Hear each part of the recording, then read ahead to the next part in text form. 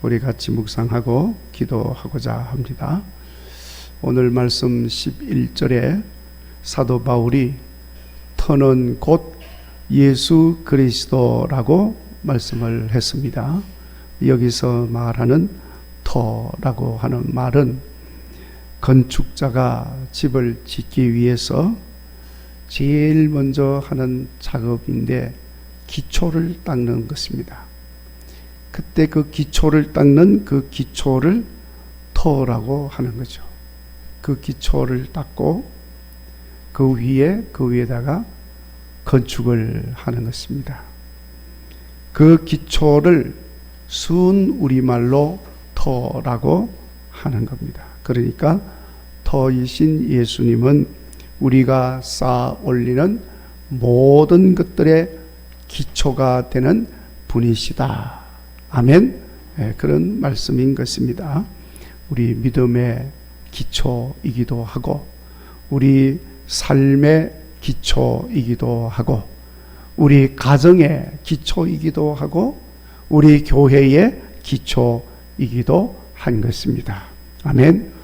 진실로 예수님은 우리 인생이 쌓아 올리는 모든 것의 기초가 되는 터가 되는 예수님이심을 믿으시기 바랍니다. 그리고 그 기초 위에 쌓아 올린 모든 것들이 견고하게 세워지고 오랫동안 세워지고 그것으로 인해서 우리의 삶이 행복하게 되기를 주의 이름으로 축원합니다. 그래서 여러분, 이렇게 하는 사람을 지혜로운 건축자라고 말을 하는 것입니다. 예수님도 그렇게 말씀을 하셨습니다마는 사도 바울도 자기 자신을 가리켜서 10절에 지혜로운 건축자가 되어서 터를 닦아둔 사람이라고 그렇게 말을 하고 있습니다. 우리도 이 바울을 본받아서 지혜로운 건축자가 되어서 예수님을 터로 닦는 사람이 되시기 바랍니다. 그리고 그 터 위에 우리의 믿음도 세우고 인생도 세우고 우리의 삶도 세워나가는 삶이 되시기 바랍니다. 뿐만 아니라 많은 사람들이 바울이 닦아둔 그 터이신 예수님 위에다가 인생의 삶을 쌓아 올린 것처럼 우리들도 우리가 닦아둔 그 터이신 예수님 위에 많은 사람들이 인생의 삶을 쌓아가고 믿음도 쌓아가는 역사가 있기를 바랍니다. 자, 그런데 이렇게 바울이 터이신 예수님을 이야기하는 이유가 있겠지요? 왜 이런 이야기를 했을까요? 아시다시피 고린도 교회는 사도 바울이 2차 전도 여행을 하면서 그곳에 가서 복음을 전하면서 믿는 자들이 생겨나게 되고 믿는 자들이 생겨나니까 그들을 중심으로 해서 교회가 세워졌는데 그 교회가 고린도 교회인 것입니다. 고린도에서 세워졌기 때문입니다. 그들이 처음에는 바울의 가르침을 받아가지고 아주 순수한 믿음의 삶을 살았습니다. 그런데 바울이 고린도에만 있을 수가 없잖아요. 그래서 고린도를 떠나게 되는데 그 고린도를 떠나면서 이제 문제가 고린도 교회에서 생겨나게 되는 겁니다. 사도 바울은 한 곳에만 머물러 있을 수가 없었습니다. 왜냐하면 다른 곳에도 가서 복음을 전해야 하기 때문에 그렇습니다. 할 수만 있으면 예수님께서 땅끝까지 이르러 복음을 전하라 하신 그 명령 따라서 많은 사람들에게 복음을 전하여서 다 예수님께로 돌아오도록 해야겠다는 그런 마음을 가지고 있었어요. 왜냐하면 주님 다시 오실 날이 이제 언제일지 모르지만은 곧 오신다 그랬으니까 시간이 촉박한 거예요. 여러분, 이 바울의 서신들을 쭉 읽어보면요, 바울은 그런 의식이 아주 강했습니다. 그래서 이제 주님이 곧 오실 텐데 주님 오시기 전에 많은 사람들 예수님 믿고 영혼 구원받도록 주님께로 돌아오도록 해야 된다. 주님 명령에 따라야 한다는 의식을 가지고 있었습니다. 그래서 한 곳에 오랫동안 머물 수가 없었어요. 그래서 고린도 교회에도 그 믿음이 좋은 사람들, 아주 성실한 사람들을 지도자로 세워놓고 그들에게 고린도 교회를 잘 돌보도록 당부를 하고 교회를 떠나서 다른 지역으로 갑니다. 그런데 어느 날 그 고린도 교회에 아볼로라고 하는 사람이 나타납니다. 이 사람은 유대인으로서 당대의 유명한 수사학자요. 수사학자. 아주 이 말로 웅변을 너무 잘하는. 옛날에는 마이크가 없으니까 이 수사학이 아주 발달했습니다. 웅변을 하는 거죠. 그렇게 해서 사람들을 감동시키고 이렇게 큰 소리로 우렁차게 이렇게 하는 거예요. 근데 사실 사도 바울은 좀 이 말을 잘 못했어요. 이 글은 잘 썼는데, 그러니까 서신서에 많이 있잖아요. 신약 성경에 바울의 서신들이 많아요. 그런데 이 말을 잘 못해요. 그런데 하여튼 이 아볼로라고 하는 사람이 와가지고 열심히 율법을 가르치는 거예요. 근데 이 사람이 많은 사람들의 감동을 주는데 문제는 이 사람이 율법은 잘 아는데 예수님을 몰라. 복음을 모르는 거예요. 모세는 아는데 예수님을 모르는 것입니다. 그러니까 유창한 웅변과 수사로 대단한 감동을 주기는 하는데 뭔가 좀 부족해. 마치 찐빵에 뭐가 없어요? 찐빵은 열심히 먹었는데 안에 뭐가 없는 거예요. 그것처럼 뭔가를 대단한 뭔가를 있는데 뭐가 없는 거야. 그걸 어떻게 합니까? 바울 통해서 복음을 받아들인 사람들이기 때문에 그걸 아는 거예요. 열심히 이야기를 했는데 모세 이야기만 하고 예수님 이야기를 안 하는 거예요. 그래서 그 고린도 교회에 신실한 제자 아굴라, 브리스길라 부부가 있었는데, 그래서 조용히 어느 날 이 아볼로를 자기 집으로 청합니다. 그래서 융숭하게 잘 대접을 하고, 그리고는 조용하게 이 아볼로의 마음을 건드리지 않으면서 아주 즐거운 마음으로 예수님 복음을 전하는 거예요. 예수님의 십자가의 죽음과 죽음으로 인한 죄 사함과 또 예수님 부활하심으로 성령의 역사로 우리가 이렇게 예수님의 사람이 되었다고 하는, 구원받은 예수님의 사람이 되었다는 이 복음을 잘 전해줍니다. 그러니까 아볼로가 잘 깨달아요. 율법을 잘 아니까 거기에 율법을 이루신 분이 예수님이라고 하는 사실을 깨닫게 되고, 그리고는 그 복음을 이제 전하는 거예요. 그러니까 고린도 교회 성도들에게 대단한 은혜를 끼치고 영향을 끼치게 되었습니다. 자, 그러니까 고린도 교회 성도들 중에는 바울보다도 아볼로가 진짜다 이러는 사람들이 생겨났어. 그러니까 그전에는 바울만 알았는데 아볼로를 알게 되면서 아볼로도 대단하신 분이다 하면서 소위 말하는 아볼로 팬이 생긴 거예요. 자, 그러니까 이 아볼로가 진짜라 그러고 바울을 이제는 무시하고 그러니까 또 바울 팬들도 있잖아요. 바울을 따르는 성도들도 있잖아요. 그러니까 그 무슨 소리 하느냐, 바울이 진짜지 이렇게. 자, 그러니까 이 아볼로파, 바울파 갈라졌어, 교회 안에. 그러니까 자, 이것들 봐라. 바울은 무엇이며 아볼로는 뭐냐? 진짜는 베드로지. 이러면서 베드로파가 또 생겨났어. 사실 베드로가 예수님 12 제자 중에 한 사람이었고, 또 가장 이렇게 우두머리 입장에 있는 사도잖아요. 그러니까 베드로파가 생긴 거예요. 그렇게 해서 또 세 파가 됐네. 그러니까 자꾸 세 파가 나누어져 가지고 네가 올래 내가 올래 또 싸우니까, 야, 바울은 무엇이며 아볼로는 무엇이며 베드로는 뭐냐? 진짜는 예수님이지. 우리는 예수님 파다. 이렇게 가지고 예수님 파가 또 생겨났어. 자, 이렇게 해서 네 파로 갈라져서 고린도 교회가 엉망진창이 된 거예요. 그 소식을 바울이 듣게 됩니다. 그 고린도의 교회의 그 아픈 소식을 듣게 돼요. 그래서 성도들이 갈라져서 서로 네 편 내 편 그러면서 사사건건 다투고 싸우고 비방하고 교회가 은혜가 안 되죠. 너무너무 마음이 아픕니다. 그래서 바울이 오늘 고린도 전서 편지를 쓰면서 그 내용도 여기에 기록을 하고 있어요. 나는 터를 닦은 사람이다.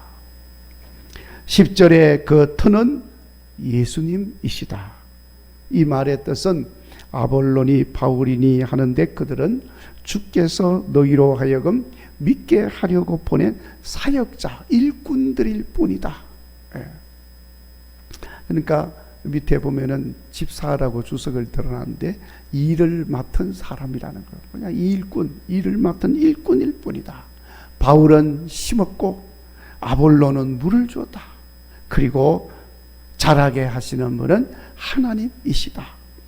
그러니 바울도 말고 아볼로도 말고 그 터가 되시는 예수님을 중심으로 믿음 생활하고 교회를 섬기고 하나가 되어서 살아야 한다는 것을 말씀을 하는 거예요. 그리고 우리 모두는 그 터 위에 있는 하나님의 동력자들이고 너희도 그 터 위에 있는 하나님의 밭이요 하나님의 집이라고 하는 사실을 말씀하고 있습니다. 그러니까 이런 것을 알지 못하고 무슨 판이 누구 판이 하고 당을 짓고 갈라져서 다투는 것은 터이신 예수님을 믿지 않는 자요 예수님과 상관없는 사람이라고 하는 것을 지금 말씀을 하는 겁니다. 그래서 바울이 이렇게 말합니다. 3절에 이런 것을 모르고 시기와 분쟁이 일어나 무슨 파 하니 너희가 아직도 육신에 속한 자로다 하고 말을 했어요. 육신에 속한 자라고 하는 말은 예수님을 믿고 교회를 섬기고 하는 일들을 그 모든 일을 육신적으로 생각하고 육신적으로 행동하는 자다는 거예요. 여러분, 우리 예수님을 그리스도로 믿고 영접하고 사는 그리스도인들은 더 이상 육신에 속한 자가 되어서는 안 됩니다. 육신에 속한 자가 되면요 마귀 사탄의 유혹에 그냥 넘어가 버려요. 육신에 속한 자가 되어서 살면 모든 일을 육신적으로 생각하고 행동하게 되는 거예요. 그러니까 우리는 신령한 것을 생각하고 영혼을 살리는 거룩한 일에 참여한 자인데 그만 육신적인 행동으로 예수님의 터 위에 세워진 하나님의 밭이요 하나님의 집이라고 하는 것을 생각하지 못하게 되는 겁니다. 여러분, 우리는 예수님 위에 세워진 하나님의 밭이고 하나님의 집인 것을 잊지 마시기 바랍니다. 하나님의 밭, 하나님의 집이라고 하는 말은 복음을 심고 물을 주고 가꾸는 곳이요 그래서 하나님의 집, 하나님의 성전으로 세워가게 되는 것임을 말씀하고 있는 겁니다. 그러니까 우리들 한 사람 한 사람 좀 부족하지만 그래도 하나님 집으로 세워져 가니까 얼마나 소중한 사람들인지 몰라요. 우리들 가운데 터이신 예수님이 거하시는 신령한 집이기 때문에 그런 것입니다. 그래서 여러분, 우리 한 사람 한 사람은요 너무 소중한 사람들입니다. 그 소중한 사람이라고 하는 것을 볼 수 있는 영적 눈이 활짝 열리는 우리 모두가 되시기를 간절히 바랍니다. 그 신령한 눈이 열려야 돼요. 예수가 그리스도 되심을 믿는 우리는 더 이상 육신에 속한 사람이 아닙니다. 영에 속한 영적인 사람입니다. 여러분, 육은 죽이는 것이지만 영은 살리는 것이라고 했습니다. 항상 신령한 눈이 열려서 영적인 삶에 힘쓰는 여러분 되시기를 간절히 바랍니다. 바울은 이러한 내용의 말을 1절 2절에서 이렇게 말합니다. 내가 너희들을 신령한 자들을 대함과 같이 말할 수 없어서, 아직 수준이 안 된다는 이야기예요. 그래서 예수 안에 있는 어린아이 같이 대하였다. 그런데 너희들이 감당하지 못하여 밥으로 먹이지 아니하고 저주로 먹였다. 그러나 이제는 단단한 음식도 잘 먹고 감당할 수 있는 신령한 자들이 되어서 살기를 바란다는 거예요. 왜냐하면 자꾸 다투니까, 신령한 걸 모르고 육적인 것만 생각하고, 그래서 자꾸 다투니까. 그러니까 이제는 좀 단단한 음식도 먹고 감당할 수 있는 신령한 자가 되어서 살기를 바란다 하고 오늘 이 말씀을 지금 전하는 것입니다. 여러분, 우리도 이제는 단단한 음식인 신령한 것들을 깨닫고 아는 신령한 하나님의 사람들이 되시기를 바랍니다. 그래서 더 이상 교회 안에서 파당이 생겨서 나누어지거나 네 편, 내 편 구별하여 다투거나 그렇게 하는 육신적인 수준, 어린아이 같은 수준에 머물러 있지 말고 어린아이의 생각을 다 벗어버리고 성숙한 장년의 삶을, 믿음의 생활을 할 수 있기를 바랍니다. 우리는 바울이 말하는 이러한 신령한 사람의 삶을 예수 중심의 삶이라고 말을 하는 것입니다. 무슨 중심의 삶이라고요?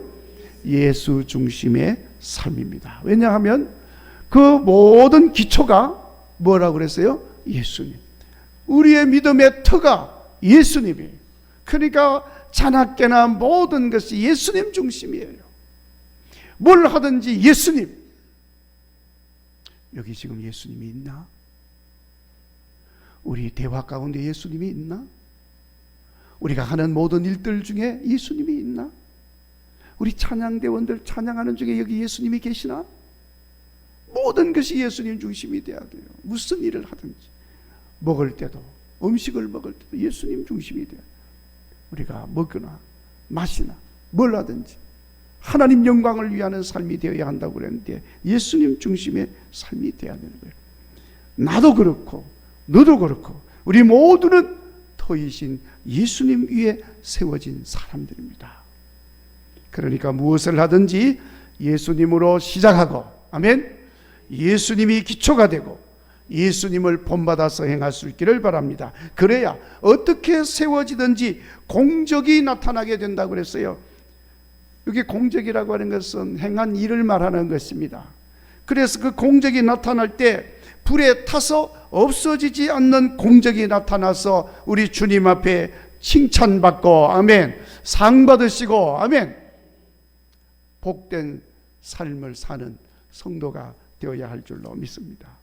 영원히 세워지는 성도가 되고 견고한 교회를 이루어가는 우리 모두의 삶이 되시기를 바랍니다. 그래서 14절에 이제 이 터이신 예수님 위에 누구든지 집을 세우게 되는데 나중에 세운 집에 불이 나게 되고 그 불에 의하여 그 세운 것들에 대한 공적이 나타나게 될 것이다. 세운 그대로 공적이 나타나면 상을 받을 것이고 불에 타서 없어지면 뭘 받는다고 그랬어요?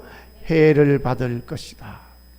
신령한 것으로 예수님 중심으로 살게 되면 나타난 모든 일들이 없어지지 아니하고 상받게 될 것이고, 육신적으로 생각을 해서 예수님과 상관없이 행하게 되면 해를 받게 된다. 여기서 말하는 불이라고 하는 말은 환난과 핍박을 말하는 것입니다. 혹은 시련과 어려움을 말하는 것입니다.